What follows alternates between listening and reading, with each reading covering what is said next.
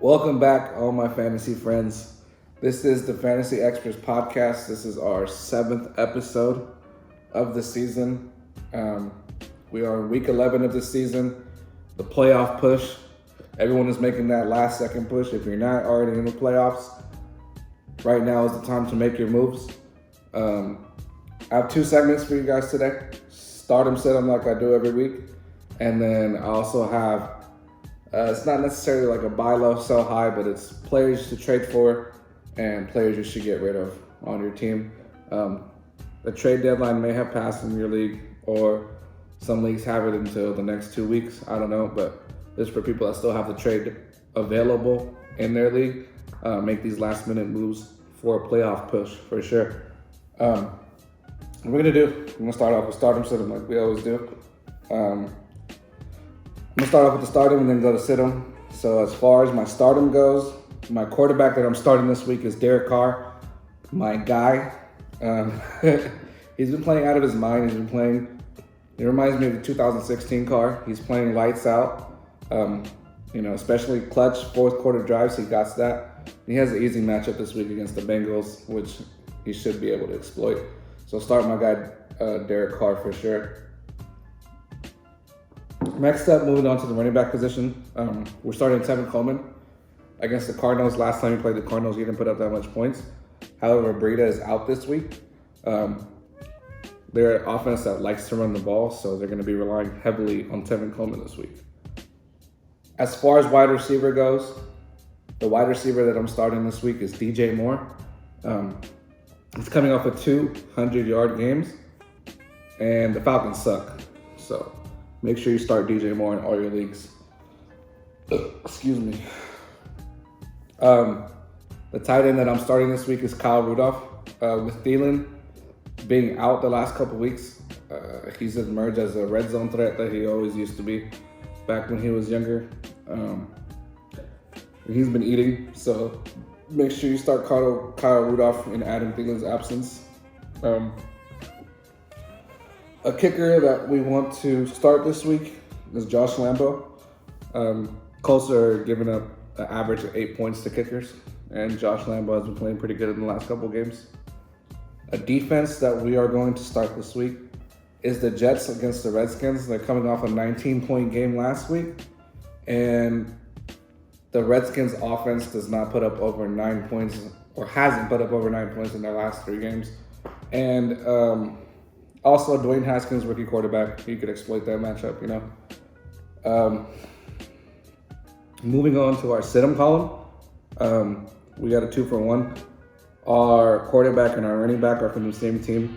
Carson Wentz and Jordan Howard are the players that I'm going to sit, quarterback and running back, simply being because of going against the Patriots. Jordan Howard's been playing pretty good. I don't see him doing that well against the Patriots, though. And Carson Wentz hasn't lived up to his MVP form, so we're going to sit him this week. Christian Kirk is our wide receiver that we're going to sit. I know it's hard because he's coming off a huge game, but the Niners defense is the real deal, and you don't want none of that. A tight end that we're going to sit this week is Darren Fells on the Texans. I was going to say the Titans. Just because you're playing the Ravens. The Ravens haven't really been that good, but they did shut down the Patriots. They didn't shut them down, but they held the Patriots, so they're good enough. It should be a high-scoring game. However, I think the Ravens put the clamps on the tight end this week. As far as kicker goes, we're going to go sit McLaughlin from the Niners just because he had a horrible game last week, missing that field goal that could have won the game for the Niners. So we're sitting him based on that.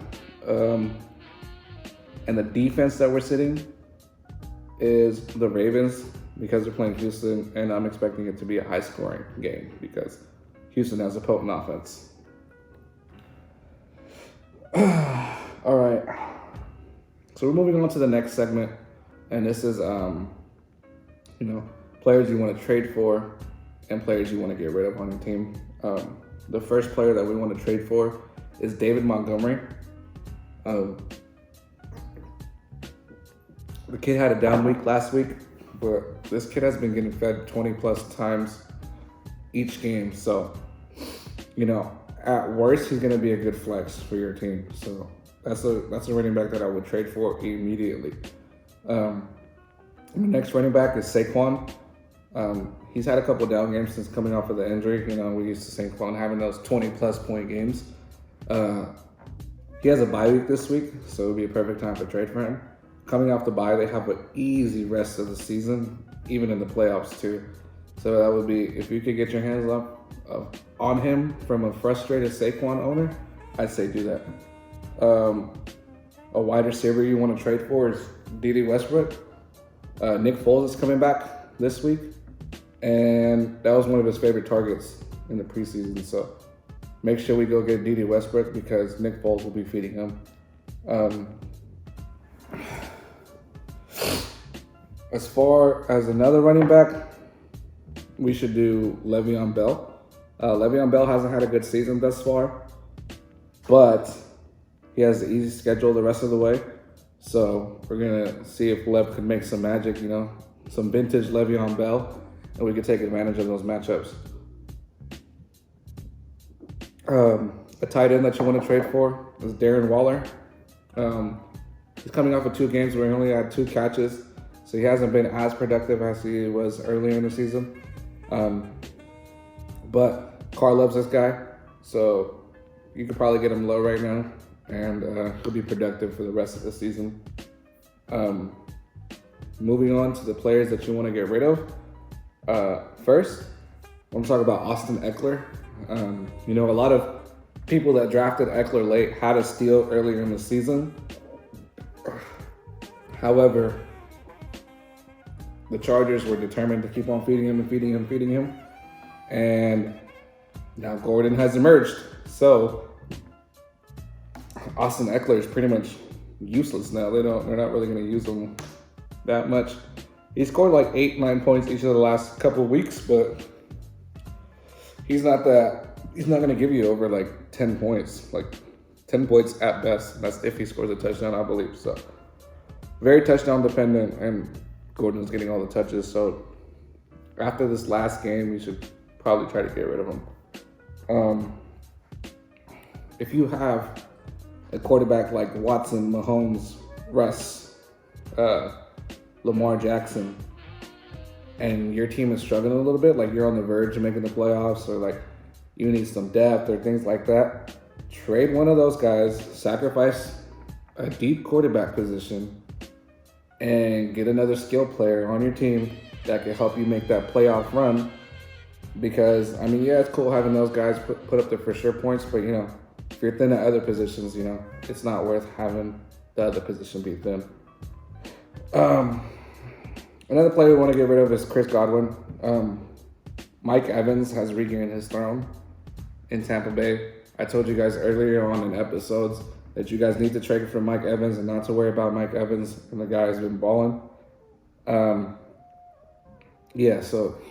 he reclaimed his spot, and also Chris Godwin hasn't caught a touchdown since week 5. So the guy has put up like 6 points here, 7 points there. And he's not the same wide receiver that he was earlier in the season. Another wide receiver we want to move on from is Tyler Lockett. He has an injury now. And then we're also dealing with the fact that Josh Gordon is now on the team. So we don't know how that's going to play out with his touches and whatnot now. I think they're trying to downplay the injury that he had. But we'll see. But yeah, I don't like the addition of Gordon, so try to get rid of Tyler Lockett. A running back that we want to get rid of is Marlon Mack. He's had a couple down games the last couple weeks, and then the rest of his schedule, and especially the playoffs, is looking really tough. So he's a good running back. However, we don't want to have a 50-50 chance running back. We want to have a for sure thing for the playoffs. So if you could get rid of him and get one of the guys I mentioned earlier, that would be great. And the last player I'm going to tell you to get rid of is my guy. He's one of my favorite receivers in the league. It's Keenan Allen. He's a good receiver. but only when he's healthy though. If he's not healthy, of course, he's useless. But he just hasn't been producing. He's been healthy this whole season. He hasn't been producing this season. I don't think that's really on him. I think it's really on the offense. The offense is like mainly the offensive line is what's having problems there, and that's hurting his production. Super high on Keenan Allen. Maybe they draft some offensive linemen this offseason. He'll be better next season. But yeah, try to get rid of Keenan Allen if you can. He's coming off of a good game, so that might help his stock up a little bit, you know? That's it. That's all I got for you guys this week. We're coming to the end of the season, so if you have any questions, comments, or concerns, let me know. Comment down below. Also, you can shoot me a DM whenever. I'm always responding to them. Make sure you like, comment, and subscribe to the video. And good luck on your games this week. And good luck for your playoff push. I'll see you guys later.